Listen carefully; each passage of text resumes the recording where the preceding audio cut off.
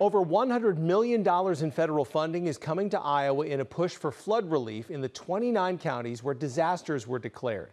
Woodbury County is one of those counties that could stand to benefit from federal dollars. KTIV's Connor Trett is in studio tonight. So, Connor, how much money could these counties potentially share? Well, Matt, there's about $134 million that's going to be dispersed from housing and urban development throughout the state of Iowa to counties affected by flooding last summer. Now, 29 Iowa counties in total are eligible for that $134 million, but 80% of that money, around $107 million, will be shared by 4 counties that the state declared the most impacted and distressed. Those are highlighted in green. That's Cherokee, Clay, Sioux, and Woodbury County. The remaining $26 million would then be dispersed throughout the remaining Iowa counties, highlighted there in yellow. Those are counties that the state designated as FEMA disaster declaration areas.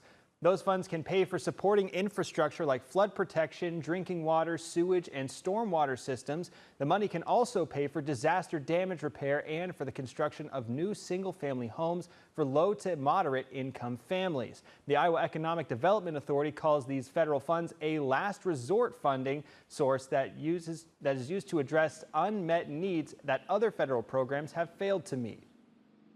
The money is limited in scope, and due to that fact, that's why they call it limited funding.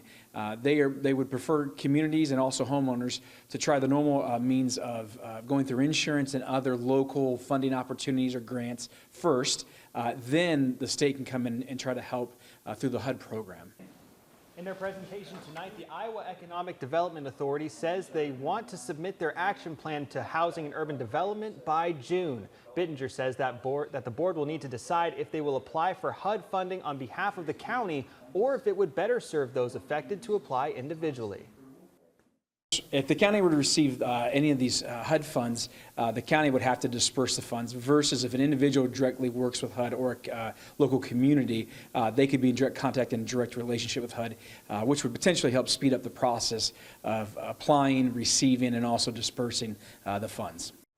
The Iowa Economic Development Authority encourages anyone affected by the flooding to fill out their online survey on what needs are still unmet following the flood. If you'd like to take that survey, we have that with this story at KTIV.com, and the IEDA will also host public meetings online to discuss their action for plans later this month. KTIV's Connor Trett in studio tonight. Connor, we appreciate the update.